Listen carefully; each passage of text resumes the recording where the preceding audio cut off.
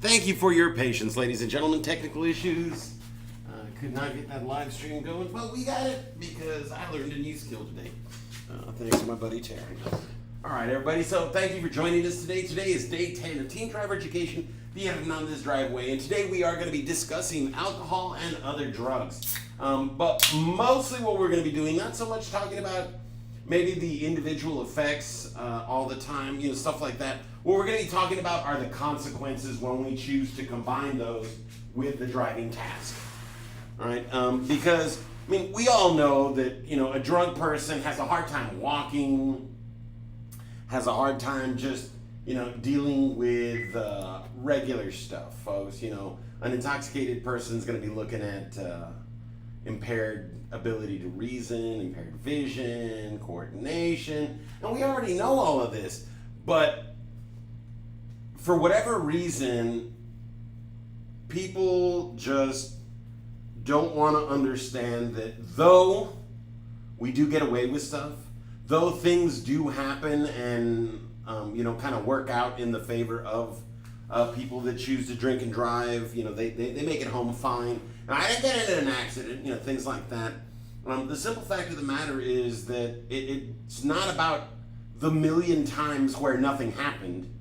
It's about the one time where something did happen, and because you were under the influence of something, you were unable to properly respond. All right, so we're going to learn about a bunch of people today. We're going to watch some videos. I'm going to talk to you about a few people in my life, some that I've personally lost due to alcohol.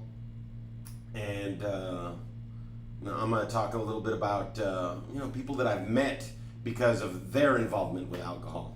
All right, so let's go ahead and jump right into the presentation. And there we go. Let's see.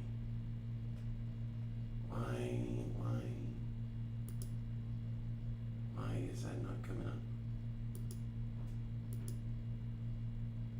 Let's see, one moment. Huh. Alright, just a second. I'm going to see if I can get this to where it's working.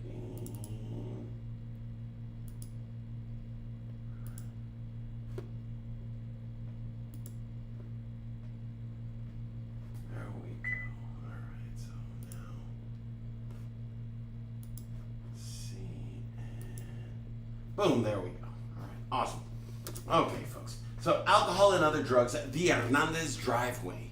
All right, and folks, today's going to be a little bit of a serious day, but we do start off with, now don't worry about the term quiz.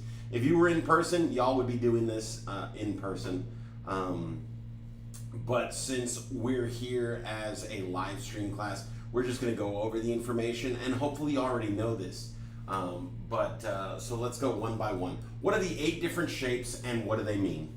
Well, the octagon, pentagon, equilateral triangle, circle, and pennant are all single-purpose signs. So not only do they mean what they mean, but even if there's no paint, no writing, no nothing, as long as you can recognize the shape of the sign, we still obey it. All right, so the octagon tells us to stop. The pentagon, that's the one shaped like a little house, not like the building in Washington. That one is letting you know a school zone. Equilateral triangle is a yield sign, slow down, let others ahead of the intersection, or to use the intersection ahead of you. Horizontal and vertical rectangles are both information, and they carry a variety of information, so there's no standard thing to do. The circle, though, that is the railroad crossing. Once again, one job, and even if there's no paint, no nothing, we know we're coming up to the railroad tracks. Be careful. Diamond sign, now there are over 500 diamond signs used within the United States. However, we do the same thing at the very beginning with all of those.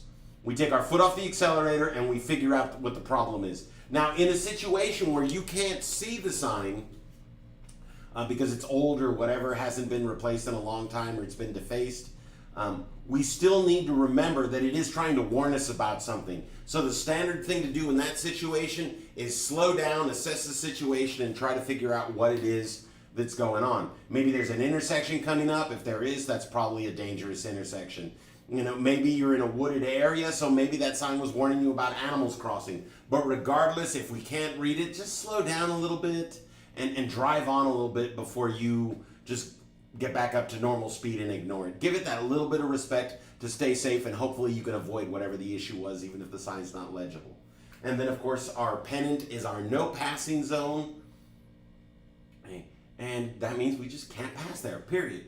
Right? Now, what are the 8 different colors and what do they mean? Well, red is telling us to stop, to yield, or that something is prohibited. All right, the stop sign is red. The yield sign is red and white. And when something's prohibited, there's a red circle with a bar going through it. That's the prohibited symbol. All right, yellow is warning us about something. Proceed with caution. And so do that. Whenever you see that yellow sign, slow down just a little bit and proceed with caution, because that sign's there for a reason. There's a real sad story as to why that sign is necessary. And just be happy that you don't have to learn all of those incidents that happen at those intersections just to use the sign. Just understand that when that yellow sign does go up, if it's warning you about something, that's because other people needed that warning, didn't get it, and it could have caused a collision or their life. Okay. Green signs are guide signs telling us where we're going. Black and white are regulatory, letting us know the rules of the road that we're currently on. Things like speed limit, slow traffic, keep right, things like that. Just telling you how the roadway in that area works. Orange are construction and detour signs. And remember, all citations are doubled in Texas if committed within a construction zone and workers are present. So make sure you specially follow the rules when you got those orange signs up around you, because there it's going to cost you double. Blue is motorist service. All those things that you may need on a long trip will be listed on blue signs. Gas stations, restaurants, lodging, rest stops, things like that. And then, of course, brown are public recreation, cultural interest, or historical districts. Now, name the 5 parts of the Smith system. Well, we went over this one once, but it's fairly simple. Aim high in steering. Keep looking as far down the road as you can. All right? Keep your eyes moving. Don't become complacent when the environment around you changes. Move those eyes and get the big picture again, because that's what we need to be doing. We need to get the big picture. We need to see what's happening all around us. Right? And then we always stay in a position where others can see us. Don't drive in a blind spot. Don't drive too closely to trucks. Make sure that everyone is aware of where you are when you're out on that roadway. Right? If you find yourself in someone's blind spot, slow down a little bit, speed up a little bit if you can, and just get out of it. The easiest thing to do, though, is decelerate. Just take your foot off the gas for a few seconds. That'll put distance between you and the vehicle whose blind spot you were in, and put you back to where you're no longer the invisible driver. Right? And then always leave yourself an out. Do not allow yourself to become surrounded or boxed in by other traffic, because when you do that, now you have to just rely on the fact that they're going to be amazing drivers and not mess up at all. Because if they make a mistake and you don't have an escape route, you very well could get dragged into that collision. So always leave yourself an out. Aim high in steering, not your elbows, not your arms, but your sight. Right? Keep your eyes moving. If you stop looking, you can't see. Okay? You need to get the big picture. That's why we keep our eyes moving. Make sure others can see you, because if they can't, then they could hit you. And then always leave yourself an out so that you do not have to rely on other drivers being perfect, and you have something to do in the event of an emergency. What does IPDE stand for? Identify potential risks and hazards. Predict how they could affect you. Decide what you can do to stay safe, and then execute. Put your plan into action and do something.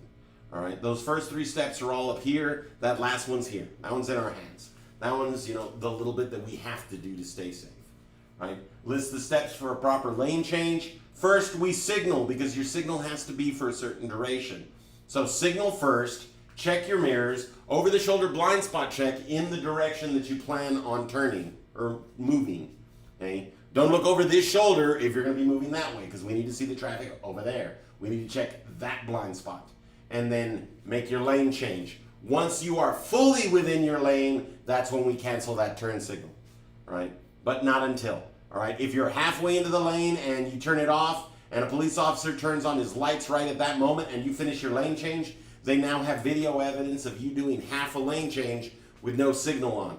And, well, I signaled before he turned on the camera doesn't work, because a lane change is not completed until you are fully in the new lane and in control. That means you're going straight in the lane. Okay? And so you wait until then to turn off that signal. right? What is the difference between a white line and a yellow line on the roadway? White lines divide traffic lanes that are traveling in the same direction. Yellow lanes divide traffic lanes that are traveling in the opposite direction. Cross a white line, you're doing fine. Cross a yellow line, you need to get moved back over because you're in the oncoming traffic lane.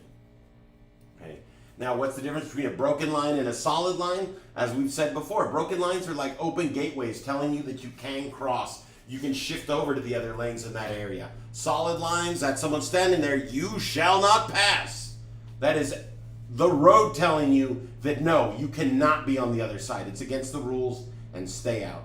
Okay. When we choose to ignore that, we're putting ourselves and others at risk because those solid lines are there for a reason. Right? Once again, like those street signs, that reason's not a happy one. All right? So please do not disregard these signs. And this means when we're turning at an intersection, if there isn't a dedicated turning lane, you stay in your lane until you arrive at the intersection to make your turn. All right? Otherwise, you are crossing a solid line. Solid lines matter wherever they are on the roadway. Right? We don't get to ignore them. The only solid lines you will cross are the ones into the turning lane, and well, that's allowed. That's the purpose of that lane, is you moving into that lane specifically for making those left turns. Right? And then how long does a full stop last? Full stop is a minimum of 3 seconds. Now, if it takes 5 seconds for everything to be safe, you wait 5 seconds. If it takes 10 seconds for everything to be safe, you wait 10 seconds. If it takes 2 seconds to make sure that everything's safe, you still wait at least 3 seconds. Because it's at least 3 seconds. Not at most, not at maximum. Okay? That right there is just where it starts. Anything beyond that is still acceptable as long as you got to wait for it to be safe. Okay? Now, what is the difference between slowing down and stopping? Slowing down simply means your foot has come off the accelerator and your vehicle is now decelerating on its own. All right? Stopping is anytime we're actually pressing the brakes.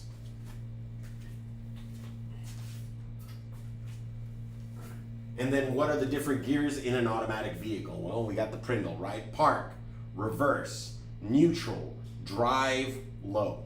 Okay, low could be represented by a 1, 2, and 3, or a 1 and 2, or an L1, an L1 and an L2, but it's essentially the same thing. Those are lower gears for towing, or for getting up speed as you go uphill, things like that, right? Now, unfortunately, we can't watch the best DUI stop anymore because the people at Comedy Central have decided to make sure that got copywritten hard. But I'm still going to explain it to you because it's kind of hilarious. A resident it's from a show called Reno 911. And if you've never even heard of the show, that's okay. It got rebooted recently, but it's kind of an older show. And it's just about a police department in Reno, Nevada. But it was made by Comedy Central, so you know it's a real funny show. So the best DUI stop is awesome because it explains something that a lot of people just kind of don't get. So we're going to go over what happens in the video. Gentleman gets pulled over, cowboy-looking dude, long beard, kind of like me, skinny, cowboy hat, got that western shirt, boots and jeans on, and the officer asks him to please step out of his vehicle and she's going to commit a field sobriety test. A field sobriety test is they're checking to see if you are intoxicated by having you do stuff physically or mentally. All right. A breathalyzer test, that's the one where they ask you to blow. But a field sobriety test, they're just checking to make sure that you're still okay. Now, generally, they do this when they think that you may have been drinking but are not necessarily impaired. And if you pass the field sobriety test, well, then they won't ask you to blow in the breathalyzer because you're showing them that you're good to go. So it starts off real simple. She's like, yeah, please stand on one foot. And the guy stands on one foot, no problems. And then she's like, all right, please say your ABCs backwards. And this guy busts out with the ABCs backwards like he was born singing it that way. I mean, it was beautiful. You can even hear the inverse of the melody. You can hear the opposite of the melody that we normally sing when we sing A, B, C, D, blah, blah, blah. Right? I mean, it was just absolutely perfect. Better than anything I could have done. Like this guy clearly practiced saying his ABC backwards to have this level of proficiency. Okay. And so then, she complicates it up and has him walk the line. and it's like, heel to toe. And then she starts messing with him a little bit, and she's like, all right, now do bump, bump, step. Bump, bump, step. And so she's got him like shaking his hips and doing the steps, and just more and more ridiculous as the scene goes on. And it just gets funnier and funnier because this guy just keeps smoking whatever challenge he gives her. He's performing as required. And then the video ends up where he's like, well, what if I ended it like this? And then he gives his own little suggestion and throws in some little dance move for himself that he digs. And it's just a really funny scene. And the woman's like, wow, well, yeah, you're clearly fine. But wow, that was amazing. You must be a dancer or something. And the guy goes, nah, I'm just drunk. And the woman's like, ah! All right, and right there, that's where she got him. A field sobriety test is a physical and mental exam being given you by an officer to determine whether or not you have been impaired by your activities. Making sure that your brain is still working the way it needs to be so that you can still drive the way you need to be. However, you have the right to remain silent. Anything you say can and will be used against you in a court of law. Well, he said he admits that he's drunk at the end of the video, and boom, by his admission, he's intoxicated. Doesn't matter that he just proved he wasn't impaired enough to be receiving that DUI. He admitted to intoxication, and so now he is guilty of it. All right, so folks, don't drink and drive. Don't do drugs and drive. But in the event that you get pulled over, and the officer has already using a field sobriety test, tested your brain and your body, and everything's fine, don't say things like, I'm drunk, because now, well, in the eyes of the law, you are. You have confessed to this to a law enforcement officer, and you are now subject to the penalties involved, right? As that guy would have been, and in the show, he got arrested, right? Because that's the thing about intoxicated. That's the thing about drunk, is that some people can drink a whole bunch, and they're still highly functional. Some people are going to do well driving home, even though they're intoxicated, because they have that high level of skill while they're still intoxicated. They still have that high level of physical control. Other people are going to have one or two drinks. They're not even going to be anywhere near the legal limit, and they're going to be stumbling and falling down, ready to pass out, because that's just how some people are. All right, folks? Now, having mentioned that, having said that, let's go ahead and pop in, and we're going to take a look at Jackie's story. Now, Jackie is probably the most famous of the Faces of Drunk Driving. And the Faces of Drunk Driving is a program that was started basically to share real people's experiences, real people's stories, the consequences that real families and individuals had to deal with. And Jackie was like their flagship story. It was the one that got everybody to notice, and you've probably seen Jackie's picture at least once in your life. She's got one of those faces that once you've seen it, you definitely remember her. So let's hear about Jackie and a little guy named Reggie that she ran into one night that absolutely changed her life. Right, come on. No. Back to the episode. There we go.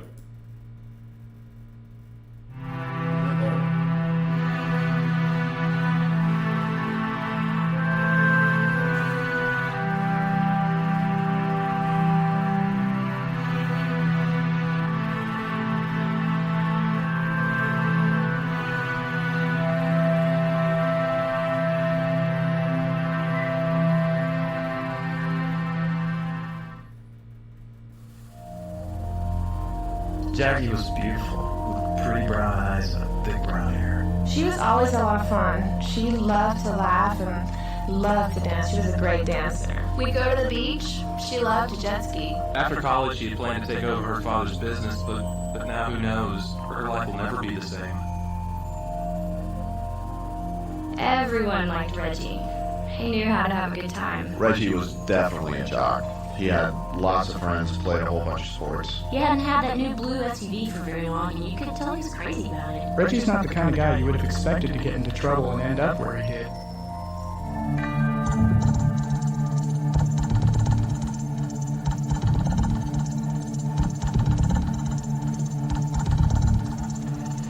This is where 20-year-old Jackie Sabarito wanted to be. She left her family in Venezuela to come to the United States to learn to speak English. Reggie Steffi was a senior in high school. He play baseball and football. College was in his future. One of his prized possessions was the SUV he had customized. Early one Sunday morning in the fall of 1999, Jackie's and Reggie's paths crossed. In a split second, their lives would be changed forever. Just a few hours earlier, Jackie had been at a birthday party with some of her new friends. Reggie got together with friends and drank beer after work Saturday evening. Although Texas has a zero-tolerance law that makes it illegal for anyone under 21 to buy or possess alcohol, later that night he went to a party and drank some more. It was late when Jackie and her friends left the birthday party. Neither she nor the driver had been drinking. Jackie rode in the front seat. About the same time, Reggie was also driving home. He was drunk. Reggie's SUV crossed the center line and hit the car Jackie was riding in head-on. A fire started in the engine and spread to the inside of the car. Oh my God! What's the matter? I've got an emergency. I've got to call up. I believe it's gone now. Two of Jackie's friends died instantly. Jackie's legs were pinned under the dashboard. Trapped, Jackie begged for help, but rescuers could not get her out. Engulfed in flames, she screamed for 45 seconds. Then there was silence. Other than a few bruises, Reggie didn't seem to be hurt. He was taken to a hospital. He was okay, except for one thing. The blood test showed he had been drinking.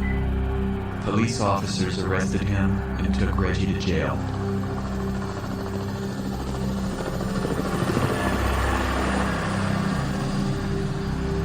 Jackie was barely alive when she arrived at the hospital. She was burned over most of her body. Her hair was gone, so were her nose and her ears. Her eyes were scorched, and she was almost completely blind. The fingers on both of her hands had to be amputated. The pain was indescribable and constant. She depends on her father to take care of her. Jackie spent months in the hospital. She fights every day to recover. Since the crash, she has had 50 operations, and many more will be necessary. When she can, she goes to school to improve her English. Reggie Steffi was tried and convicted for causing the deaths of 2 people while he was driving drunk. He is now in the state penitentiary.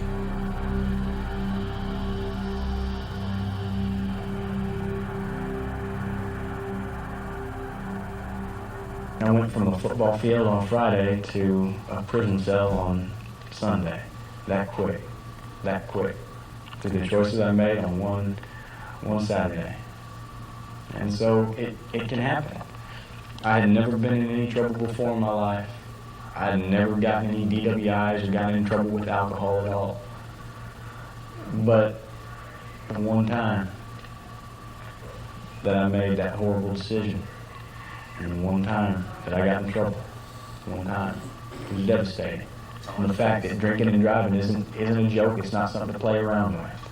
It's real, and these are the consequences. All of a sudden, you're in this whole new world, here you go, and you're by yourself. You're alone. And it's a shock. You always have a correctional officer telling you what to do and when to do it. Everywhere you go, you get strip searched, and make sure you're not bringing anything in or taking anything out where you're not supposed to take it. The lights come on at breakfast at 2 o'clock in the morning and stay on because people come and go. Lights out is at 10:30. It's definitely not like sleeping at home. It's a sparse lifestyle. I probably miss the most. I miss my family, my friends, the people that I've known all my life. They've always been a top priority for me, and something that I've always cared very deeply about. So that is probably the hardest thing to deal with.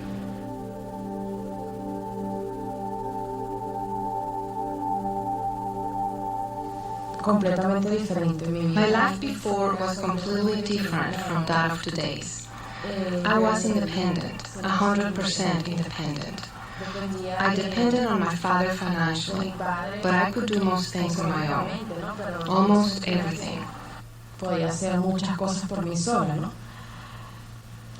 I attended college, drove my car, occasionally went to parties, danced flamenco.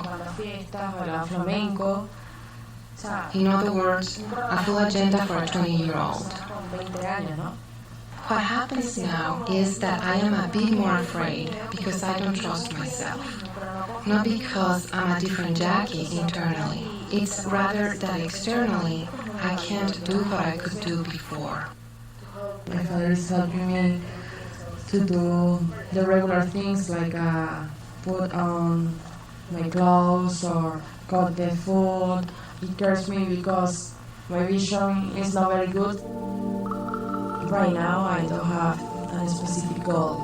You know, I want to finish studying English.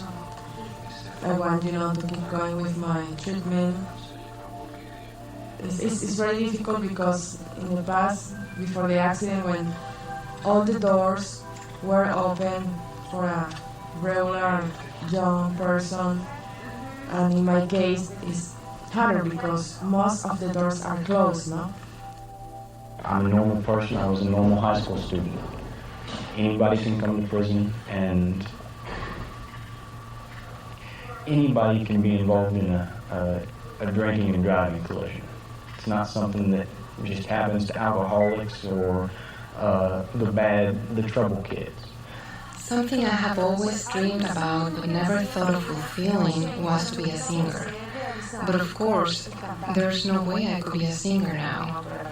Because singing nowadays requires many physical qualities, which I regrettably no longer have. Depression can come up real quick when you realize all the things that are going on around your family and that you're missing. One doesn't know what's worse, if to die or be left in this condition. There are times that I wonder, why was I left like this? Why didn't I die? Why did I remain here? Knowing what's happened, knowing the damage that I've caused to so many people and so many families, it's something that I can't describe to anybody. The person that caused my accident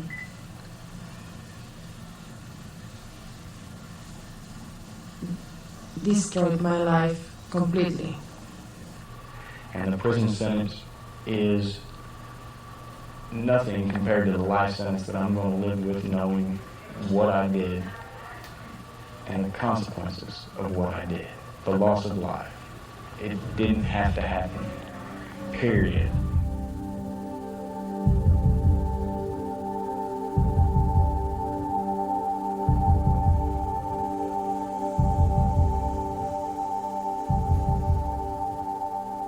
Not too long ago, I was in high school, and I was out there, I was making the same decisions that most of you were making. I was going out there on the weekends, and I'd hang out with my friends, and I'd drink. We'd drink. It was the thing to do. But you see, one of the bad decisions that I made was getting behind the wheel to go home. And you could very easily make that same decision. You might have made it before. But I want to let you know you have a choice. There are a number of things you can do. First of all, if you don't drink, you can't be impaired. But you can probably call one of your friends that hasn't been drinking. Or maybe get a designated driver in the first place so you don't have to wait till the last minute. Or you can even call your parents. And you might have to suffer a little consequence for it, but I'm sure they'd be much happier having you home alive than in a body bag or behind bars.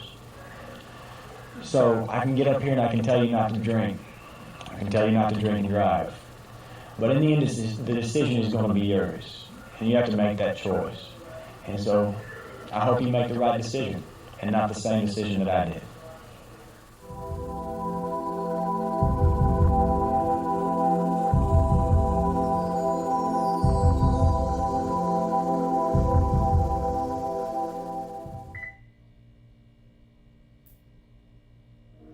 My name is Jacqueline Saburido.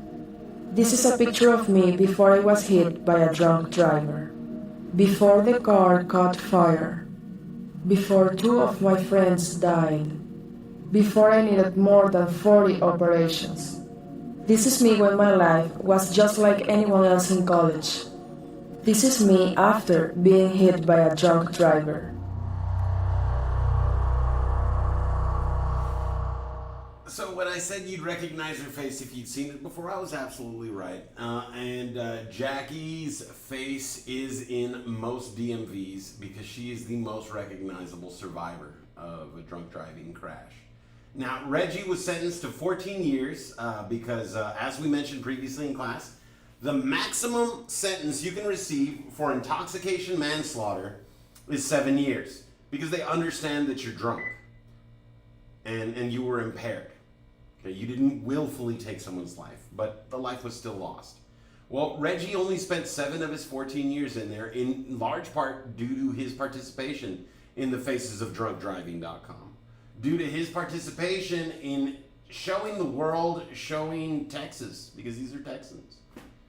You know, they may not, she may not have been born here, but this is where she was getting her education. This is where her people were. And together, they're probably responsible for preventing a greater loss of life than any other individual when it comes to drunk driving. Because everybody heard this story back when it happened. Everybody saw her face when they went to go get that license. It was like right there. I remember when I went the first time, I saw the poster with her face on it at the DMV. It was actually up at the local police department that my mother worked at back when this happened. It was one of the things that got put up there over there near the booking cells. But the first time I saw it when I was out doing my stuff and not just, behind the scenes at a PD, was when I went to the DMV to go renew my license for the first time. And, it had already been a few years at that point, but it was still just like, bam, right in the heart, because that was Reggie's first time. That was the first time that anything had ever happened with drinking and driving, and the first time that he'd had a collision, and that was her first time getting in a crash with a drunk driver. But she lost 2 of her friends, and Jackie passed away a couple of years ago. Now, she was only 41 when she did, same age I am right now, or she was just about to be 41, I should say. It was like 2-3 months before her 41st birthday. And the reason she died is that crash. Is all that damage that she took, that took her face, that took her fingers, that took her vision. Well, that also took a large portion of her life, because fire will burn your lungs as you just breathe. And eventually they're just not going to be able to do the job anymore. Eventually they're just going to give out. So a young lady who had her entire life ahead of her lost everything because one person made one mistake on one night. And she didn't even get to live the full life she would have because of that mistake that someone else made 20 years prior. So Reggie Steffi did in fact take 3 lives that day. And I'm sure that the day that she passed away, it hit him just like it did when he realized what happened those first days. Because that life sentence he was talking about is quite literally that. The rest of his life, he knows that he's responsible for 3 people not walking around anymore. He knows he's responsible. And unfortunately, every time he goes on a date, every time he gets a job, every time he even thinks of starting a social media page, there's that opportunity for his history to pop back up. Okay. Reggie's life isn't his own. He sacrificed that privacy, that anonymity, when he signed up for the Faces of Drunk Driving. When he agreed to do his part, he gave up all chance for anyone ever letting him forget. And that was a decision that he made because he didn't want someone else to make that same mistake. He sacrificed peace of mind for what could be another, 30, 40 years so that others would learn from the mistake that he made. Well, this is my part to share, right? This is where I get to stand in the spotlight for a minute. So I wore the shirt, nice and appropriate. For those of you Rick and Morty fans, you know what this means. And this is a perfect shirt to be wearing on Drugs and Alcohol Day. So please help me, I'm in great pain. So when I was little, and I'm gonna start back here because it helps understand me as a person and my motivations. Because I too had problems with alcohol, like many Hispanics do. When I was young, my parents divorced when I was like 3. And so I was raised by a single parent who had no desire to be with anyone else. She didn't want another partner in her life. She just was not happy with other people. She did everything she could to make sure that she would be alone for the rest of her life. And that meant that I was raised by a single parent pretty much my entire life. Now, if you're being raised by a single parent, there's 2 options that a single parent has. They can choose to nurture. That means they work terrible jobs. The bills are always barely just getting paid. Financial struggles are a certainty, but they're there for most of your life. And as a parent, this is the choice that I made because my mother made the choice to provide. Because those are the 2 choices you have. When you're a single parent, you can choose to nurture, be there for your kids, or provide. Give them the best life you can. Give them the most money, bring in the most money, get a job that's gonna make sure that, you know, bills are always paid, and that's the priority over being there for your kid. Well, my mother selected to make money. When I became a single parent, I selected to be there for my children. So I've always kind of struggled, but those were my decisions, right? But when I was little, well, mom's decision was to work. And she got a job as law enforcement. So that meant she was working for like 10 hours a day, rotating shifts. I would go months without really seeing her, spending time with her. And so I was always by myself. And because of that, unfortunately, I did not learn how to socially interact with individuals on, you know, like a normal basis. I was that weird, awkward kid that didn't know how to deal with other kids. And when I got picked on, you know, I lashed out in whatever way I could to get those bullies away. Problem is that when you choose to lash out against bullies, they got you. Because a kid that sits there, stays quiet, takes it, and then reports it to the principal, the bully gets in trouble. The kid that sits there and gets bullied, and then he lashes out at the bully, or she lashes out at the bully, then the kid that's getting bullied gets in trouble. And that was the decision that I made, unfortunately.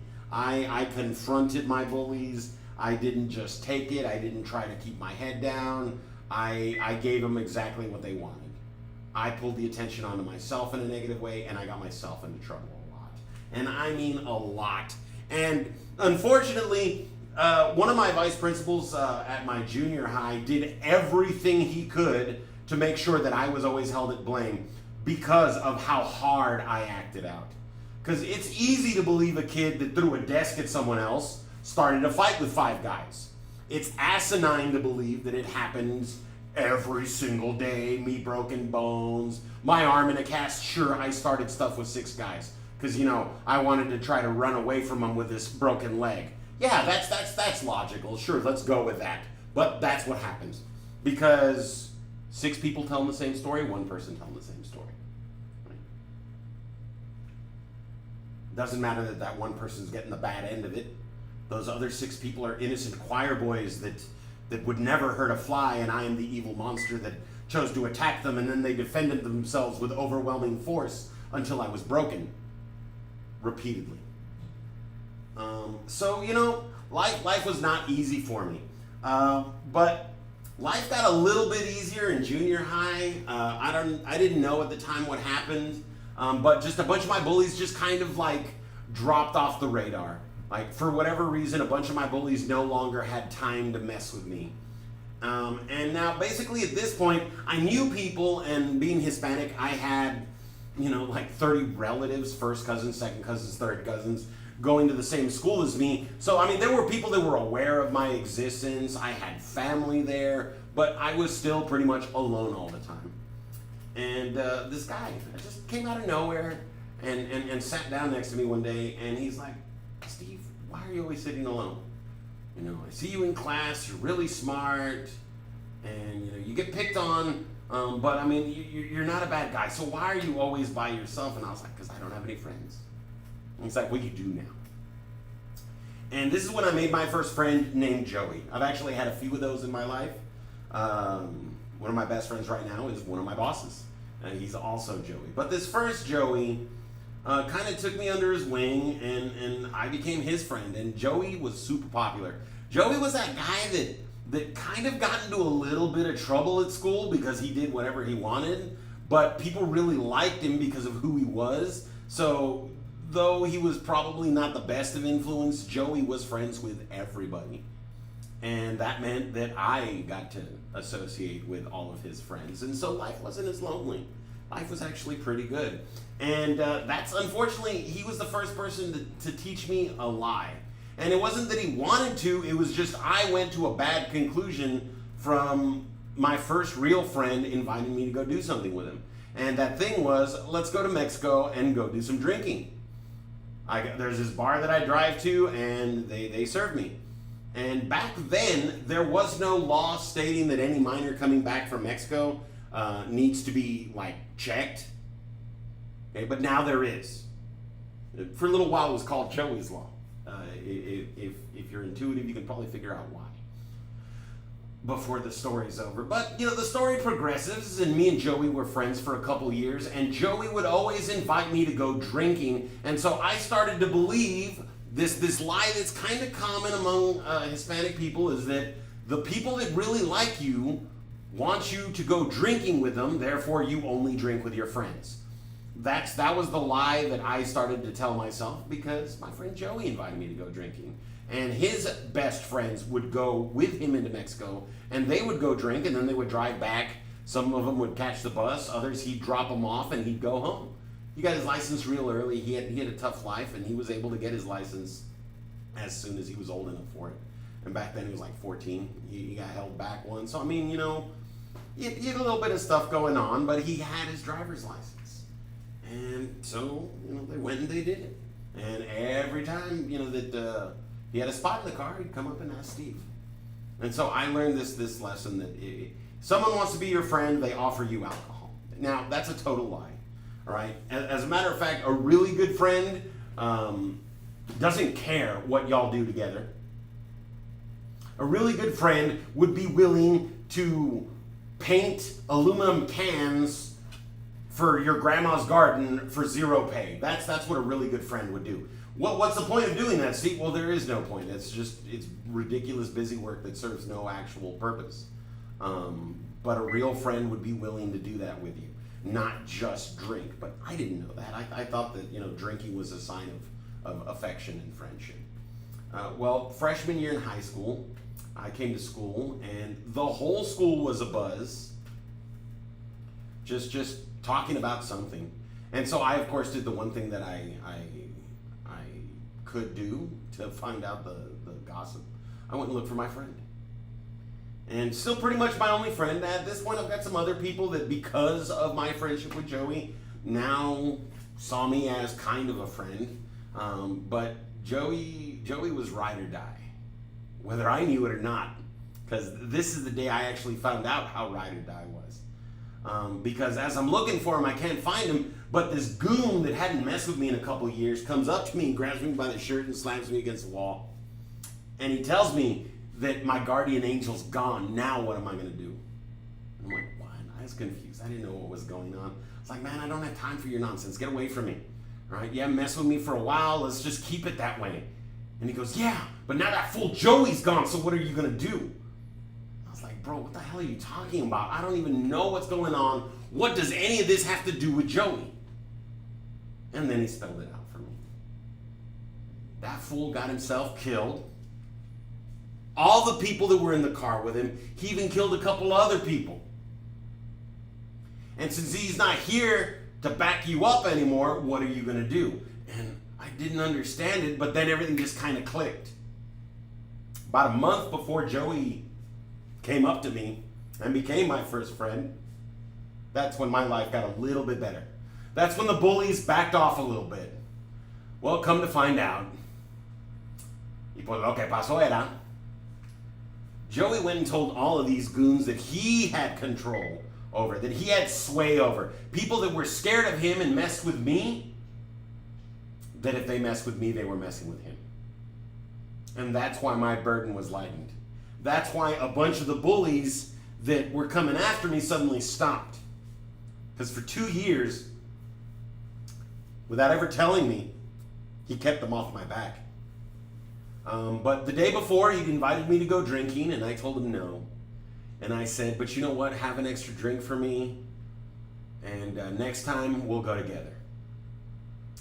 Well, that was the last time that Joey ever went into Mexico, because what everyone was talking about that day was that a car containing 4 La Jolla High School students crossed the double yellow line, just like Reggie's car did, and it collided with a car with a dad and his 2 kids. And one person from the car containing the dad and his 2 kids survived. All 4 of the people that I knew were gone, including my best friend. And this human piece of detritus, this human piece of garbage, decided to tell me that my best friend was dead by announcing to me that he no longer had a reason not to pick on me. Well, I'd had a lot of years of anger and built up just rage and not wanting to be the one, like trying to restrain myself so that I could stop getting in trouble. And that all went out the damn window, and I almost got myself expelled for what I did to that person that told me that my best friend was dead. I, as a matter of fact, could have been arrested, except for the fact that my mom was law enforcement and flat out told that kid's parents that if they tried to press charges on me, I had hospital records detailing broken injuries, and I would have gladly testified against him, and we would have both gone to jail as teens. Only difference is that, my lawyer would have been able to sing me out, and his lawyer would have told him to take the plea bargain. Because he had bullied me for a couple of years, and what him and his friends had done was massive. So I got a kind of a get out of jail free card, because the school knew what I was going through, because the staff knew that me and Joey were thick as thieves. They knew that we were friends. I even had relatives working there that would be like, hey, you know what? He's maybe not the best person to hang out with. And be like, because you don't know him. But he was gone. Now, after that happened, they did pass this law that was provisionally called Joey's Law when it was going through. And that name's been taken a couple times since then, so you can't find it that way anymore. But now there is a law that says any minor returning from Mexico while driving, at the very least, will be spoken with, and in the need for one, a field sobriety or breathalyzer will be given. Because it was common, it was popular. Go to Mexico, get drunk. The saying used to be old enough to sit at the bar, old enough to drink. Well, now you can't do that anymore. Now you go to Mexico, when you try to come back, they'll arrest you for attempting to enter the country intoxicated. They will not let you drive. They'll make sure you sober up. They'll call your parents. They'll do whatever they have to.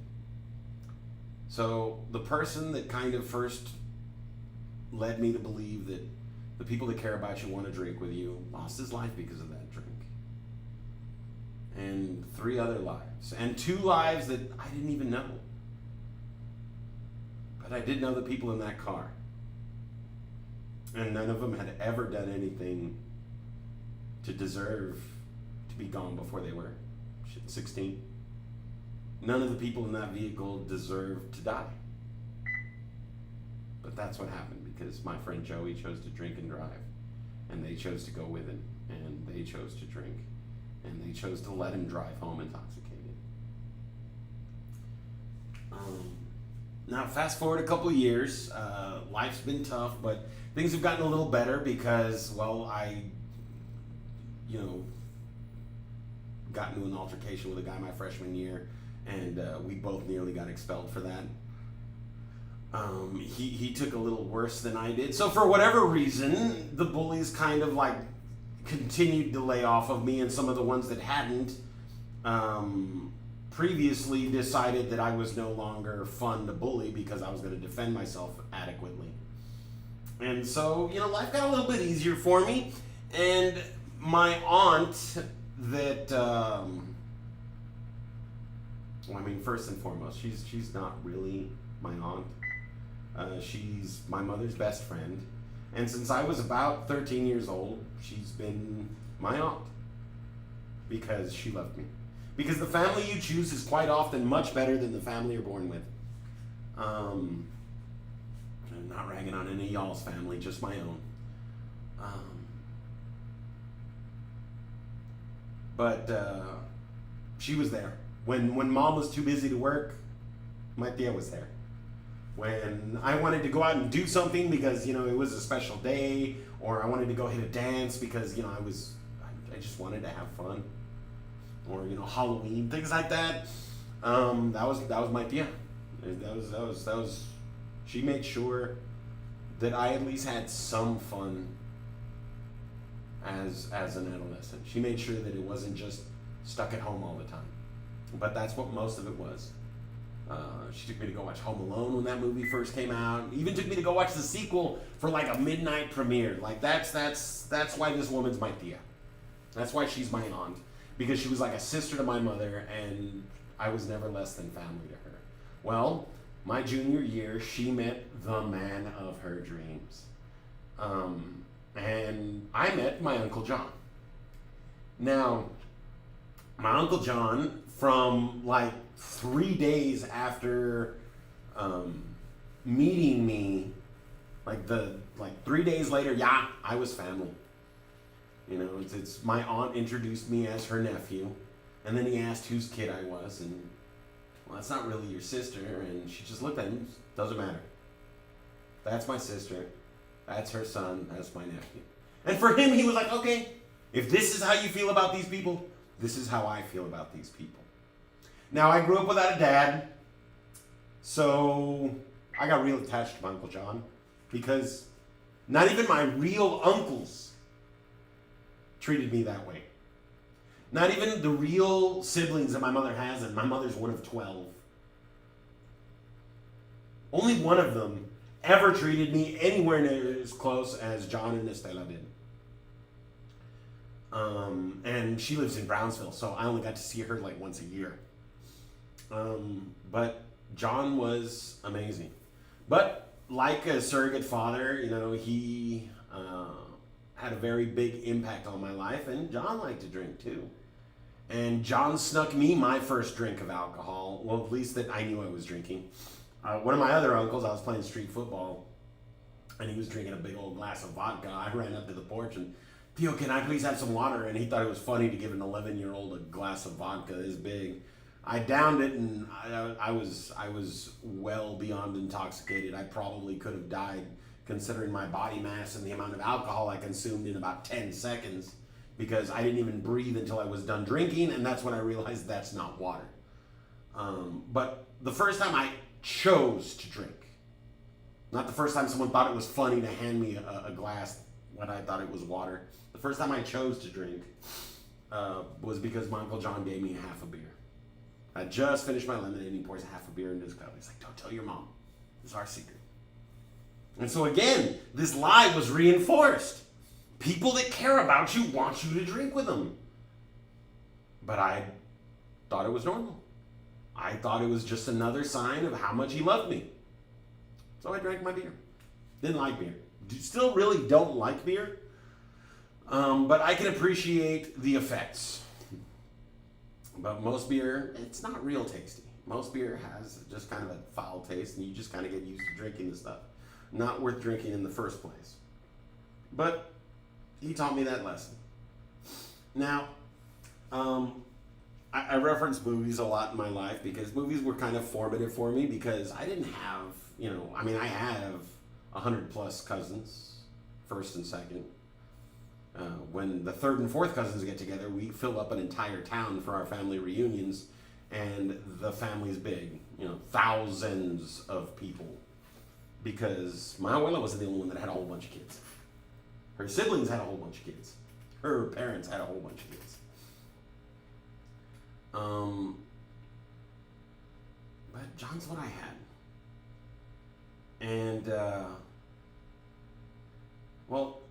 the movie I want to reference is this wonderful movie called The Princess Bride. And if you've never seen this movie has everything. And a bunch of actors you may recognize. Mandy Patinkin, He's old and chunky now, but when he was young and svelte, he was one of the stars of that movie. The guy that does Rex in those Toy Story movies with that high squeaky voice, he's a meme because of that movie. Inconceivable! Andre the Giant, one of the WWE's, just like, or WWF's like legends, died too soon. He was in it. Cary Elwes, who's still doing a bunch of stuff, he was in it. A bunch of other fantastic performers from their time. But there's this scene in there where Mandy Patinkin and Andre the Giant are in a village at this edge of the woods, and you hear this scream come over the like just go into the scene, and you just hear this scream, and you know this is not like the sort of scream someone makes when they stub their toe. I mean, this is just, and Mandy Patinkin's character, Inigo Montoya, immediately goes, do you know what that sound is? That is the sound of ultimate suffering. And he immediately knows who's making that noise. Because he says only a person who has lost their true love can make this sound. I'm paraphrasing to condense the scene down. And the reason that I mention this is that junior year, I just got home from school, and it was one of the odd times that Mom would go to work pretty much right after I got home. And so she's there in her uniform, and she's sitting on the couch waiting for 4 o'clock or 5 o'clock to take off her work. And the phone rings. Now, back in the day, now you may not believe this, but we didn't always have caller ID. You couldn't always see the phone number or the name of the individual calling you, but sometimes you could still just know. Okay, there was like this weird little thing where there'd be a slightly different delay between the rings, and you could tell if the person was calling you from really far away, like another state, another country, or you could tell if they were calling from somewhere nearby. Okay, and when the phone rang, just something in my brain was like, it's the Estela. And Mom looks at the phone and I go, it's the okay, and she just picks it up. Me and my little brother have this superpower. Based on the time in between the rings, is just something we could do that we could identify. Unfortunately, he wasn't around when he was living with his mother. When I was growing up, I really didn't get to know him until I became an adult. So, didn't really count as a sibling because he wasn't there for me. Not until much later. And he's never not been there now. But this day the phone rings and I tell Mom it's Thea, and she answers the phone. She's like, hello. And then she's real quiet for about 5 seconds. And I see the look on her face go from smiling, glad to be hearing from, her sister, her best friend. And then she just falls. Just slid right off the couch onto the floor and just starts crying. And just hearing that, I knew, but I needed more. I had to know what happened because whereas this woman was also like my aunt, her parents were like my surrogate grandparents. And that was the first place that my brain went. So I went over and I picked up the phone, and before I could even say anything, before I could ask if everything was okay, I heard it. And I understood that movie a little bit better than I ever really wished to, because that was the sound of ultimate suffering. And I knew immediately what had happened, because Mandy Patinkin had already told me what that sound meant. That movie had already illustrated that to me. And, this was about a week before my Uncle John actually got to become my Uncle John. And this was a Friday. He'd spent the Thursday night, because he was off that evening, at a barbecue at his mother's house, so that they could celebrate his impending union. But for whatever reason, someone decided to say some really mean things about the woman that he loved, and my Uncle John made 2 really bad choices that night. One, he made the decision to leave immediately, even though he was enraged and intoxicated, and he made the mistake to take his motorcycle. Now, I'm not saying a car would have saved his life, but maybe. But he got on the back of his motorcycle, intoxicated and enraged, because someone flat out told him that he shouldn't be marrying a cop, because that's what my aunt was as well, because female cops are going to cheat on you. And instead of just staying there and telling them to shut up, that they're stupid, he left. He climbed on the back of his motorcycle, the keys had to be given back to him, because my Uncle John, he knew he had a little bit of a drinking problem. I didn't at the time. But I found out afterwards that this wasn't the first time he'd done some drinking and driving. But he did know that he was planning on getting very intoxicated that night, so he'd given his keys up. So the same person that told him that my aunt would cheat on him and that she was trash and not worth marrying was the same person that handed him his keys when he said he wanted to leave.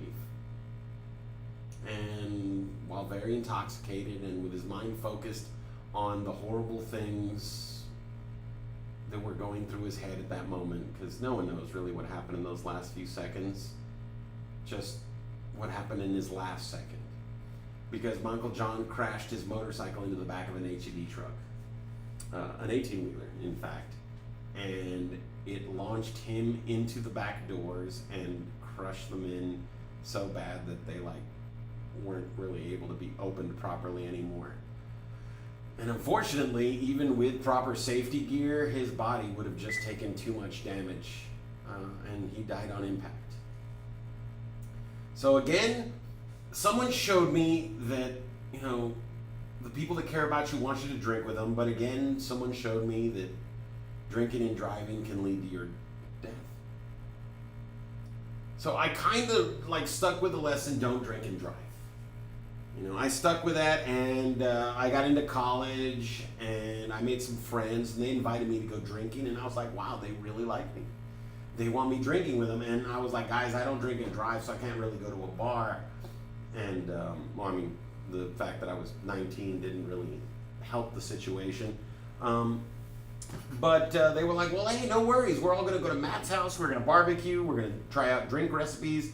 He's a bartender. He figures out, he uses us as guinea pigs, and then anything that's awesome, he sells it at the bar, and the owner gives him a little cash extra when his drinks take off. And I was like, oh, that's cool. So yeah, that sounds great. And so we drank safely. We drank at a friend's house. We all crashed out on couches. He had a bunch of couches. Even had a couple couches in his garage in case, a bunch of people needed somewhere to, curl up for the night. And we didn't drink and drive. But again, that lie was reinforced that real friends want you to drink with them. Now, fast forward again another few years, and now I'm working at a bar, and the lessons of the past have kind of left me, because I start working there, and my first day there, my boss buys me a drink. And then after a couple of months, I'm doing so good at my job that the regulars are buying me drinks. And I was a DJ, I played some music, I could get the whole club just bouncing, going wild. I could even drive the club into a frenzy that would have pissed off my boss because they could have torn the place apart. It was amazing. It was a power trip, because that's what music is. Music is the ability to control the energy flow in an entire building. You play the right songs and you can lift people's moods, you can put them into a party mood, and that's what I love doing. And because I did my job well, I had regular customers that would buy me drinks regularly. But because I learned that little lesson, your friends want you to drink with them, well, I happily accepted all those drinks because these were just regulars, these were my friends. They were buying me alcohol, and my brain was still telling me that's because they really like you, Steve. And I was still really desperate for affection, for attention, right? Because I lived a sad, lonely life. Okay? As a kid, I couldn't deal with people. As I got older, I still had issues dealing with people. I fell in love with everyone that was nice to me. So that basically meant that I never had a girlfriend, because nobody wants to date that guy. Okay? And I couldn't separate, my romantic and just emotional feelings, and it was a shitty childhood.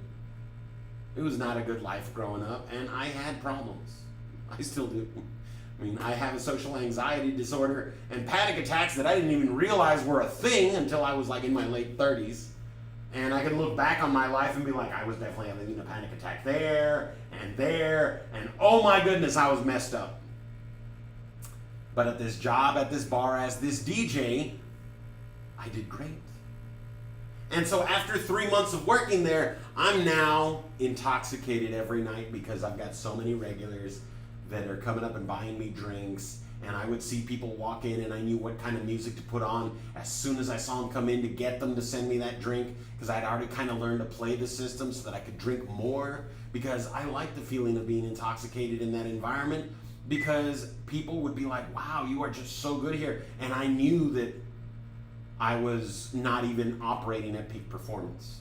I knew that I was impaired, and still they thought I was amazing. And I loved it. I loved that feeling because I felt like I had friends. I did. I had coworkers and I had patrons that didn't mind spending money on me, but none of these people were really my friends, because for the next 3 months, I would get to work and I would drink every single drink bought for me. And when my shift was over, some days I would take off straight away. Other days, if I made a ton of money or if I felt too drunk, I would stay and hang out with the other DJ. Because I worked A shift, he worked B shift. He closed the club down, I opened her up. But sometimes I kept drinking. And so I would still be very drunk and I would drive home. And for 3 months, nothing happened.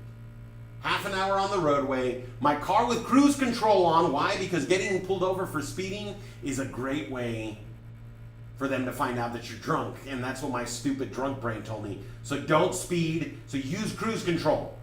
So while intoxicated, while not able to guarantee that my brain was going to be following along perfectly, I was choosing to set my vehicle so that it would go 55 regardless.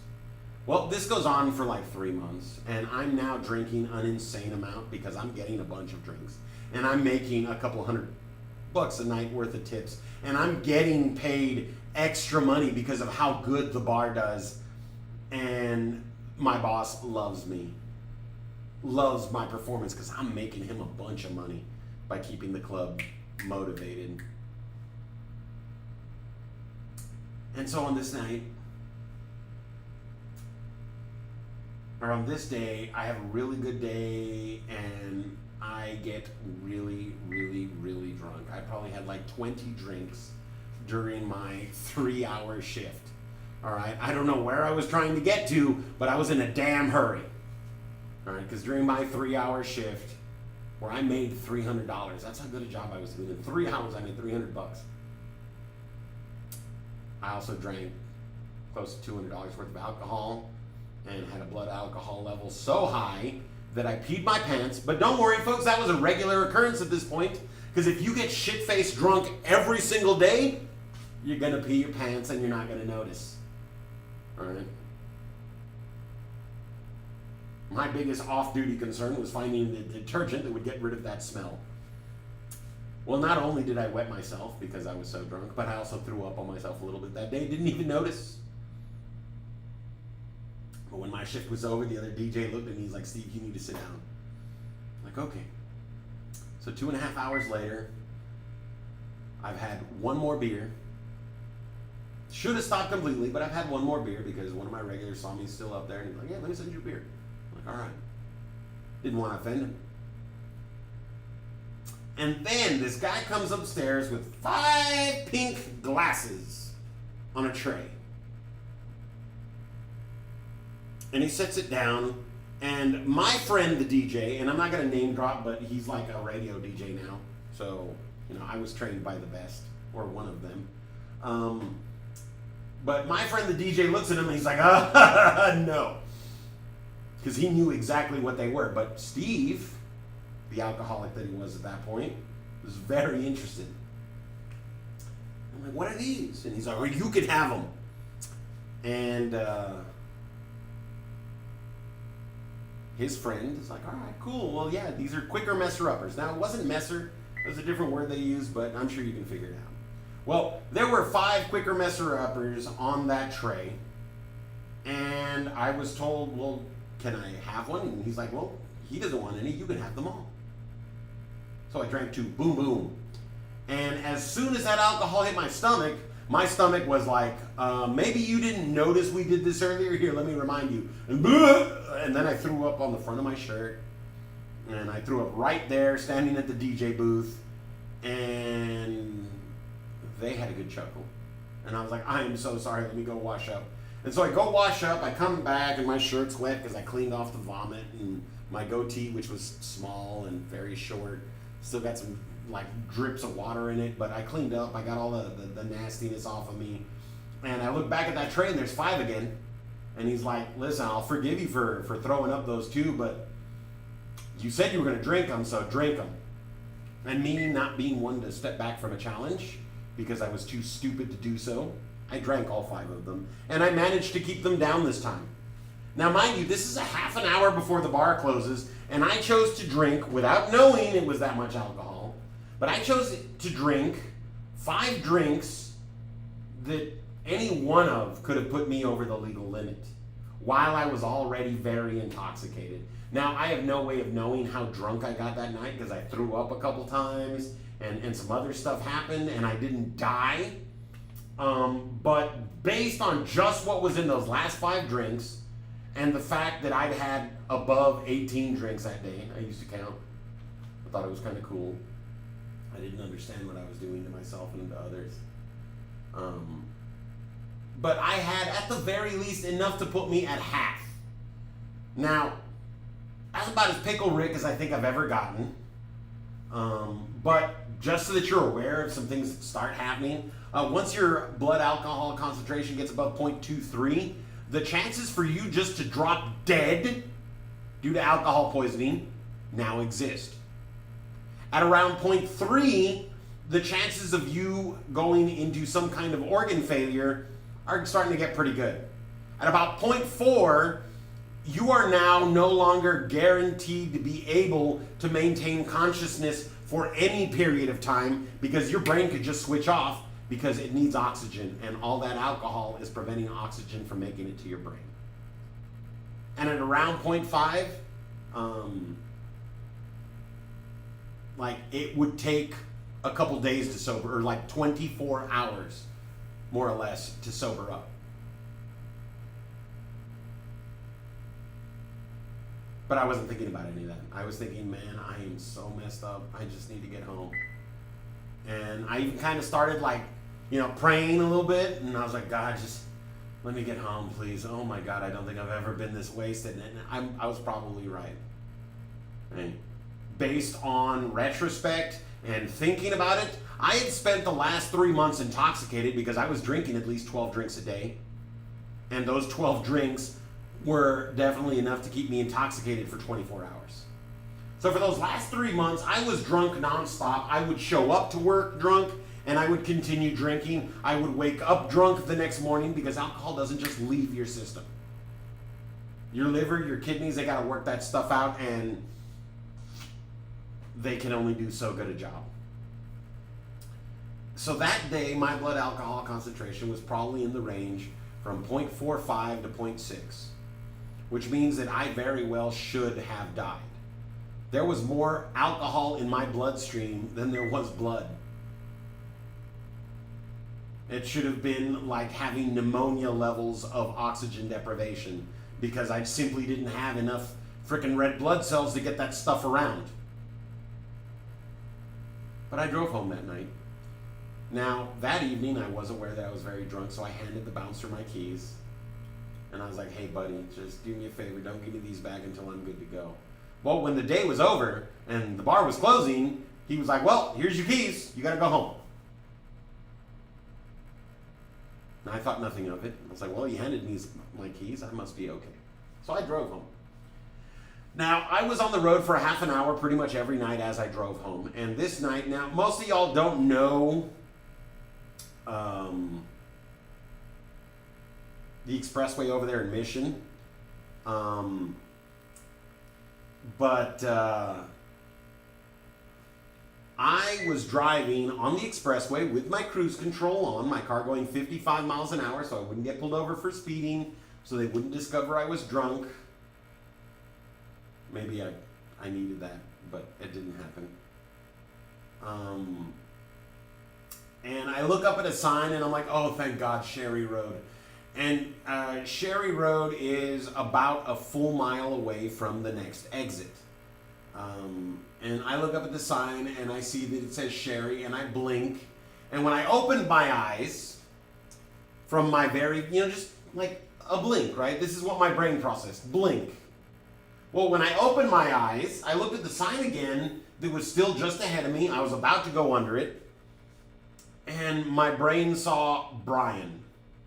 So I traveled more or less a mile. Now, the road's a lot straighter than it used to be, but you can go on to Google Maps and look up, Sherry and Expressway 83. And the shot to Brian is now pretty straight. There used to be a little hook in it. But unconscious, with my cruise control on, I drove a mile down the road. And for the first time in my life, it hit me what exactly I was doing, because I wasn't thinking about, oh my God, I could have died in that last mile. I wasn't thinking, oh my God, I could have run my car off the road. Oh my God, if the cops had tried to pull me over, I would have been unconscious and they would have arrested me for sure. No, the first thing that popped into my mind was, oh my God, I just drove a mile. Did I kill someone? Because without being awake, I drove a mile. I drove for 60 seconds at 55 miles an hour with my eyes closed. And I paid for the privilege. And money was spent so that I could be that intoxicated. And with the exception of those last 5 drinks, I could have gotten all that money in my pocket. I could have refused the drinks and had them send me up dummy drinks and gotten paid for those. But I didn't. I drank them. And I realized how stupid I'd been, and I got off the expressway and I turned and I got a little bit lost, but I found a driveway and I pulled into the driveway at 3 o'clock in the morning and wept and cried and prayed and like Reggie was saying, or like Jackie was saying, she didn't know why she survived. Well, she survived because the impact that she was going to have on drinking and driving was going to be so great that thousands of other people don't have to live her story because she shared it. That made a lot of sense to me. She became a hero for drinking and driving. Did anyone save me? Why did Jesus or Allah or Ganesh or Vishnu or Krishna, or why did some deity waste their effing time saving me? And that's what I wept about. Because I didn't understand. I didn't want to be alive back then. I didn't understand why I was still alive. I didn't understand how I drove a mile without going off-road. I didn't understand any of it. I didn't know why anyone would look out for me. Because I had no sense of self-value back then. Because the drinking was all I had. But I dragged my ass home, and I climbed up my stairs, and I got into my bedroom, and I called my mom. And I was like, Mom, I've been making a lot of mistakes lately. And I just realized today that I've been putting my life and other people's lives in danger because I've been drinking and driving. And she's like, well, how bad are you? And I was like, I'm not certain I'm going to wake up. But I'm sorry, and I promise I'm done. I don't need you to yell at me right now, so please stop. I need to go to bed. And that's what happened. And I hung up, and she was already screaming. And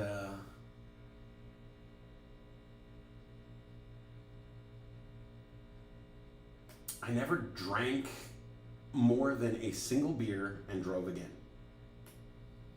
As a matter of fact, at that point, I gave up drinking for about the next 4 years. Just nothing for 4 years because I knew I had a problem. And then after 4 years, I was going to school again, trying to get my degree, and I had a roommate that was kind of a party person, and so I was like, it's okay to drink at home, right? That's safe. And so I haven't drinking and driven again, but I have drank to the point of getting drunk again. But, well, down the road, I was having a party at my house, and this woman that I'd already told her I wasn't interested in her, and I loved her. She was like a sister to me, but romantically, there was nothing there, and I just wanted to be her friend. I wanted to be there for her. I'd support her, whatever, but romance was not in our future. And she said fine, and I thought that meant she accepted that. Well, one night at my home, I was very intoxicated, and she climbed on top of me and started kissing me, and then doing other stuff. And my friends who were at a party at my house were like, yeah, go Steve!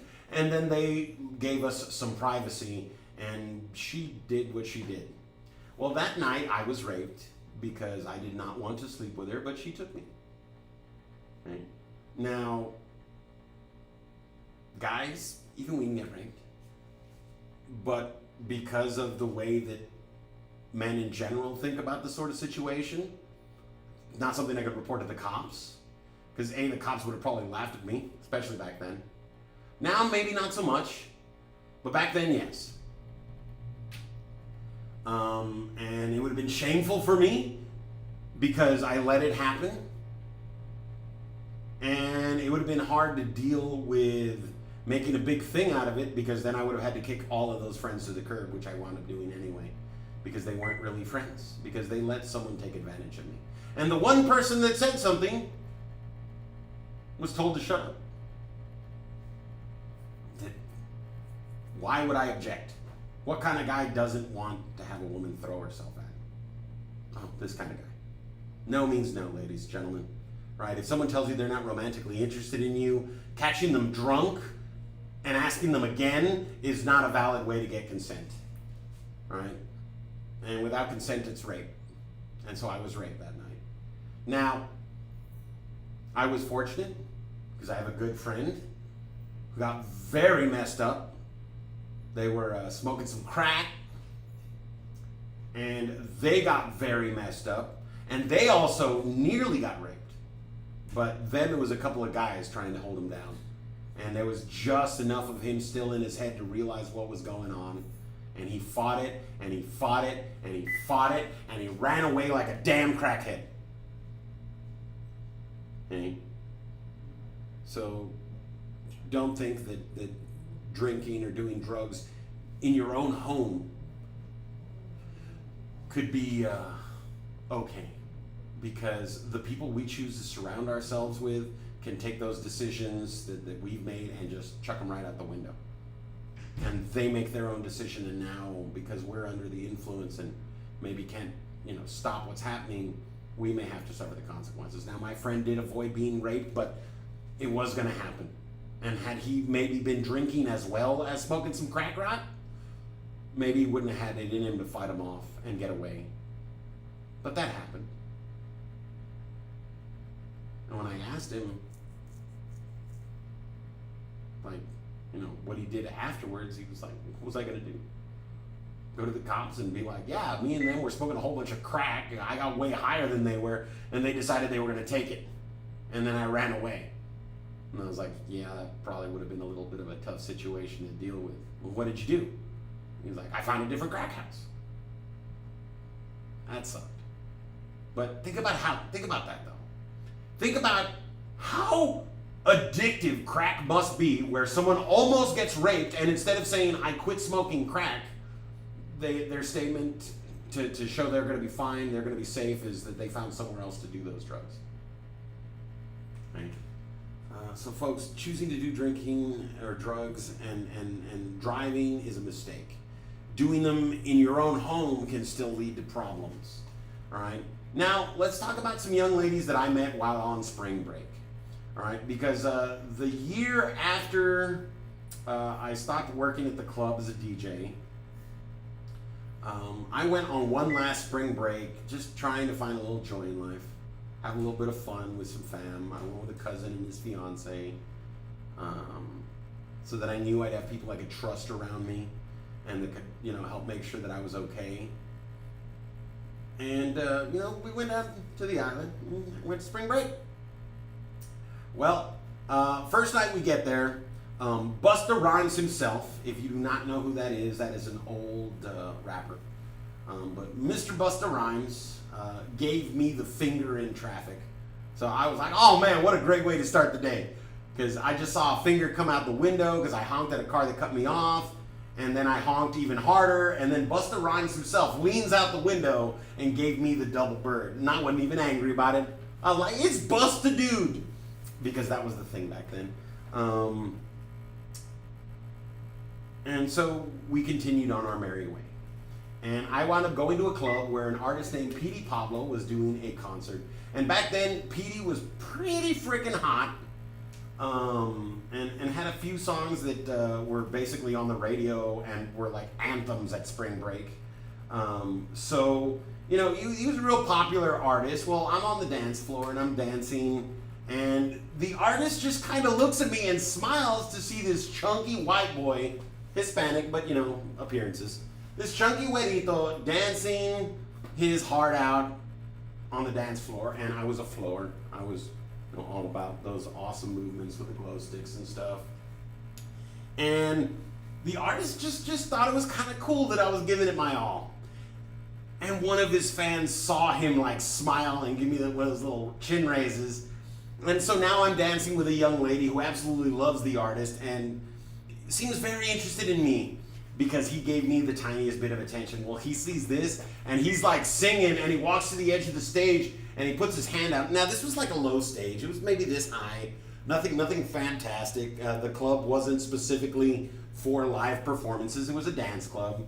But he gives me a little fist bump and now this girl is just in love with me because Petey Pablo touched me and I am having a wonderful evening. Hey, now I'm not drinking because I had recently learned the wisdom of not drinking and then trying to do things like drive or deal with individuals. So I let her know, hey, I'm going to go get me a bottle of water. Would you like something from the bar? And she's like, well, I'd like a drink. And I was like, how about I get you a bottle of water? And then, after me and you talk a little bit, and then we'll have some drinks back at the hotel. And she's like, that sounds great. So I walk off to go get her a bottle of water, and then I hear some words that A, made me change the way I think about men in general, and B, just kind of broke my heart that anyone could say it. But what I heard was, dude, she is so completely wasted. I've got the camera. I've already called the guys. The other guys are dancing with her right now. We're going to get her back to the hotel room. And, well, I'm not going to continue on what he may have said after that.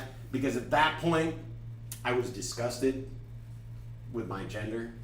Not every guy's like that, and I understand that. But people versus person. A person standing alone, accepting full responsibility for their actions, can make a logical, rational choice to not be a monster. People, part of a crowd, will make no such decision. And that's what he was talking about. He was talking about calling in the crowd so that no one could be singularly guilty. So that they could be horrible people and not have to have a conscience about it because everybody was doing it. And unfortunately for me, I was in the right place at the right time to hear the statement. Now the reason I say unfortunately is because, as I've told y'all, every day I want to make the world a better place, but first I want to do no harm. Well, my calling from my spiritual center, my religion, my whatever you want to call it, has always told me the same thing. If you're there and you're in the right position to help, why the hell aren't you helping? Someone went through all the effort to make sure that you were right there. How could you stand back? So I did the one thing I could. Oh my God, girl, there you are. We've been looking for you everywhere. Now, fortunately, that day I was wearing a silk shirt and I had on my trendy clothes and my hair was nicely coiffed. And I went to that club looking to have fun and get some attention. And so my little ruse went off without a hitch. I played her gay best friend. I went into that crowd of boys and I grabbed, because there were no men there. They were all little infants still thinking with their private parts. And I grabbed her by the hand and I looked at them and I'm like, sorry boys, Cinderella's got to get home before she becomes a pumpkin. And I grabbed her by the hand and I held her hand nice and high as I walked her out. And then I swung back towards that young lady that I'd been dancing with and tried to explain in 3 seconds or less. She gave me the finger and turned around. So, oh well. I had a lot of fun though. Because I got some dab from P.D. Pablo on the dance floor. I got to dance with her for like an hour and I loved it. I had so much fun because I love to dance. But me and my new Beth went out of the club and I called my cousin and I'm like, hey man, this is the deal. I just found this young lady, some dudes were talking about this and I laid it out and he's like, that is messed up. Where are you? I'm like, I'm at the car. You're not gonna, no man. But I need you and Ruby to come out here because I need a young lady. I need to have a woman around so that they know that nothing happened because this is spring break and this is when people become monsters. Now, 99.99% of that was me wanting to have another female there in case she got sober enough all of a sudden so that she would stay calm and not think that something horrible was about to happen to her. That other 0.01% was, me trying to make sure that Dark Kermit wasn't alone with a absolutely stunning young lady who was not going to remember any of this the next night. That was me being accountable for myself. Because we all have that inclination to do what we want, even if it's not right. And I wanted to make sure that had no bearing. So that's what happened. For the next 4 hours, me and my cousin and his fiance are sitting in the car with this young lady who's throwing up in a construction helmet I keep with me. Until we finally figure out that she's staying on the beach. Great. And then she gives me enough information to figure out that it's one of the beachside hotels with multiple stories. I'm like, awesome, there's only like 4 or 5 of those, so let's do this. And we start driving down, and she's like, no. And then I'm like, well, is it this place? And yeah. It's now like 4 o'clock in the morning, and the sun ain't gonna be too much longer before it comes up. And she is still so drunk that she did not notice me go into her purse and grab her cell phone. I wrote down the number for the contact she had listed as mom and dad. There was no best friend listed on there, no bestie, no BFF, nothing like that. There was no way for me to tell who she went to the island with based on her contacts. There was nothing even indicating like a favorites list because the phone was so old that I was lucky there were saved phone numbers in it, like for real. But it did. I wrote those 2 important numbers down, mom and dad. Why? Because if I couldn't find anything else, those were the people I was going to call. And if we couldn't figure out anything else, my last ditch effort was going to be like, listen, ma'am, sir, I met your daughter last night at the club. I heard some other guys were going to do some dastardly deeds with her, and so I pulled her out, but now she's still too drunk to tell me where she's staying, and I need your help. That was plan B. But we found her. We found her hotel, and we went to the elevator, and I'm like, are you on the first floor? And she looks over at this potted plant by the elevator, and she's like, no, I threw up in that earlier. And I'm like, okay, well, there's no vomit in that plant. Next floor. And just stuck my head out, no plant on this one. Next floor, stuck my head out, there's a plant, no vomit. Next floor, stuck my head out, there's a plant, there's vomit. We must have found the right floor. So I start walking her down, and she's looking the wrong way out the windows, or like out so that you can see the stuff. And I guess the view hit, and she's like, yeah, it's here. And so I bang on that door like the police, and they open it up, and there's like 15, 20 people having fun in there. And they're listening to music and this and that and the other, and I just like shove her in, and then I start yelling at the whole room what had happened. And I start explaining what they left her alone with. Oh, well, she wanted to stay down there. She didn't want to come back with us. And like they tried to make excuses, and I tore them up and down. And I yelled at them, and I explained to them how the decision that they made put her at risk, and I let them know damn clear what was gonna happen to her. I was like, and you let her know that a stranger gave up his evening to make sure that she made it home okay. But I've got her parents' numbers written down on a piece of paper, and I held that little piece of paper up. And if I see her drunk and alone again tomorrow, I'm going to call this number and let her parents know exactly what happened, and that all of the people she was with chose to abandon her, and if something happens, y'all are culpable. And so I hung out another day, even though at that point I was kind of ready to leave spring break. It's a good thing I did, though, because as I was walking down the beach, I heard help, and I saw an arm bob up. Now, y'all may remember the other day I mentioned that I gave a woman mouth-to-mouth resuscitation after saving her from drowning, and her response was to slap me across the face. Well, she'd been drinking, and when I gave her mouth-to-mouth, she coughed and barfed in my face, and it was like that movie 40-Year-Old Virgin. I could tell that she'd been drinking, and I knew exactly what she'd been drinking because I could taste it after she'd thrown up in my face, in my mouth, as I was giving her mouth-to-mouth. But she was fine, so I walked away. But this time, I was like, I am fucking done with spring break. Gathered my things, and I continued to walk back towards my car, and I was just going to go sit in my car until my cousin let me know he was ready to go. Right? Him and his fiance were having fun on the beach. Well, as I'm walking back up towards where my car is parked, I see a beer bong and a young lady taking a rather big drink from it. And if you don't know what a beer bong is, it's a funnel with a hose, and you pour beer into the top, and the person at the bottom clears the hose. It's a great way to get drunk off your first drink of nothing but beer, because there's a lot of beer that fits in those things. Well, this thing was 2 stories tall, and I saw beer going in, and so I just kind of watched. Beautiful girls drinking from the beer bong, but then I see a bottle of scotch come up and go in, and I'm like, hey, no, you need to, and I'm trying to stop her, and I'm saying stuff, and I'm like, that's not beer in the hose, and he's putting in liquor, and what are you guys doing? And she just keeps powering through because guys are keeping me away from her because, you know, they're doing exactly what they intend to do, and they need to make sure that the person with a conscience doesn't let her know, hey, you're about to get turned into a party favor, please stop drinking. But then, well, see, the thing is that when you're drinking from a beer bong, you're expecting beer. And beer, 12 ounces, that's 1 drink. Well, the Jack Daniels they decided to pour in was 1 drink every ounce.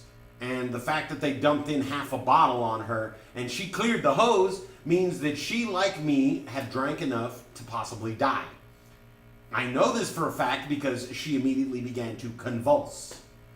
Her body started to shake, she fell over, and she stopped breathing. Because one of the things that can happen from overconsumption of alcohol is, as I said, your organs can just say, nope, not going to work anymore. And in her case, her brain just wasn't telling her to breathe. So I started CPR, I was screaming at people, yelling at the douchebags that were getting her drunk, and bystanders, and telling people to call the cops and an ambulance. And when I said cops, the guys that were responsible were all suddenly gone, but more bystanders filled in. I'm giving her CPR. She throws up. I felt the chest heave right before, and so I pulled off and blah, and I just keep the chest compressions until the paramedics showed up like 3 minutes later, because spring break, they're on call. They were on the strip, and we were really close to one of the bigger hotels, so they already had people there because MTV was doing some awesome stuff out there that week. Right? And when they got there, I let the paramedics know. They said, thank you. And they just started saying stuff. And from my life's experience, the stuff that they said essentially broke down to, all right, she's really close to dying. We need to get her to the hospital. All right? But they kept that oxygen going. Right? They kept her okay-ish. And the next day there was no news report about a woman dying of alcohol poisoning. So I was pretty confident that she survived. Yeah. Okay. But here's the deal, folks. The first young lady I met the night before was drinking with her friends and almost got turned into a horror story. Okay. The young lady that went swimming had been drinking with her friends and almost drowned because they let her go out by themselves, or by herself. This tall. And she was walking out into the beach waters by herself. Now, if you don't know anything about the dunes go up and down. And when the tide comes in, what you were able to walk a little while ago is now too deep for you to get through without going completely under. That's what happened to her. That's why she did drown on the way back in. That's why I had to perform CPR. And that third person was having fun with people that she thought were her new friends. And then they tried to poison her and get her so drunk that she wasn't going to remember anything. And then they succeeded in doing that so well that she wasn't going to remember anything because she nearly died. Right? These are the things that can happen when we choose to drink by ourselves, drink and drive, drink with friends, drink at your own party, at your own house, drink at spring break, drink at the beach. These things happen. And they happen every single year. There is always another person that doesn't make it because someone wasn't there to stop them. There's always another person that goes home and has that deep sense of shame because they know what happened the night before, but they can't remember it. They only suffer the evidence of it.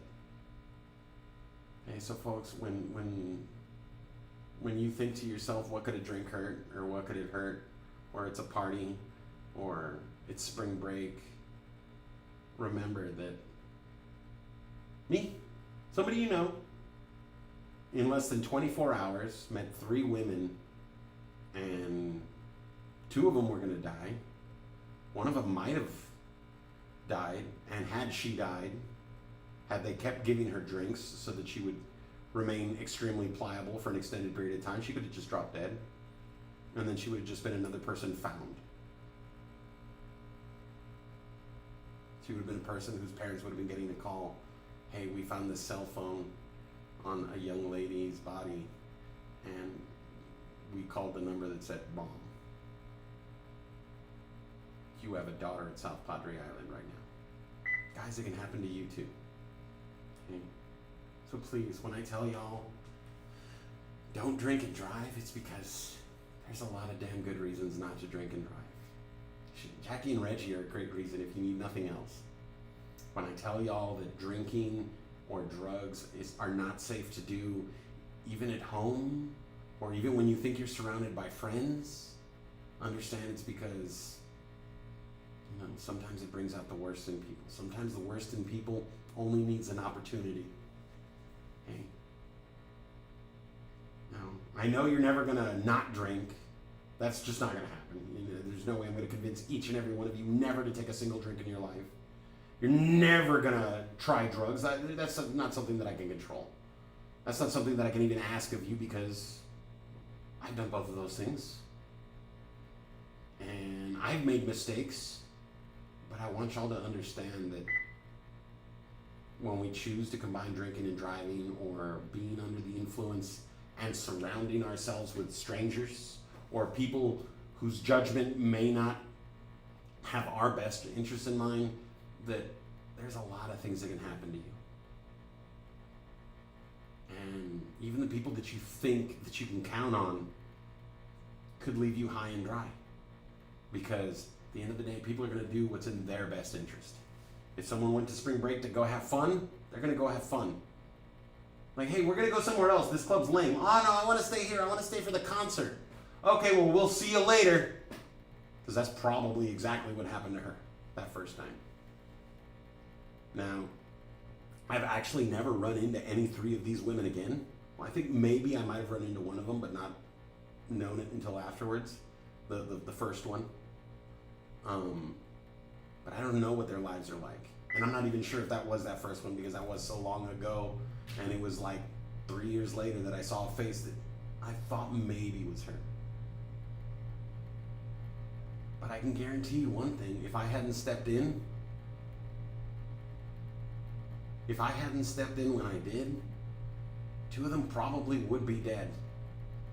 And judging by the way those guys were talking, that third one, her life might have been ruined. Might as well be dead. Okay. So folks, I implore you, every day make the world a better place, but first, choose to do no harm. Every day make a choice, Make a change in your heart, in yourself, in the way you act, in the way you treat people. Just make a change that makes you a better person. Because that power to become the best you is all in your hands. Don't give up that power. Don't give up that wonderful person that you are. Every day, do your best to be the best you can. Live the best life you can. Live a life that you can be proud of. Because sometimes, our time's just up and there's nothing else we can do. We want to make sure that people remember us, and in a good way. We want to make sure that the impact that we had in the lives of others enriched their lives, made their lives better. That's why I try. That's why I tell all y'all about this. This day sucks. Because on day 10, I get to dredge up the pain of losing my best friend, the guy that saved me from hundreds of beatings, dozens of broken bones, gone because of alcohol. The closest thing that I knew to a dad other than my grandfather growing up, gone because of alcohol.